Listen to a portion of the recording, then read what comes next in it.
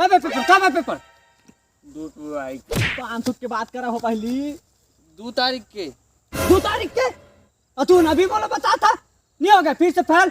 अरे 2 मार्च के। तो उसने कहा ना यहाँ लड़का जान लिया का कैसे रखा गया 10 के नंबर आ रही थी 61.00 सीधा से बताना 21 हाँ। चुप है। अरे ओ सांबा 10वीं में क्या फेल हो रहा है रे 10 का सरकार। चुप ना गाँव रहे वो तो गुरुजी की चौचला है ओकर बेटी लाइन में आता फेल कर दी। तू हो सरदार पढ़ाई लिखाई टाइम में गुरुजी के ट्यूटोरियल देखा तो फेल होता नहीं पढ़ाई चलवा धरतेला या तो मोर भाई है छोटे हाँ बड़े गचका दिखाई ना गच का आदत था जा कैसे बार ऊपर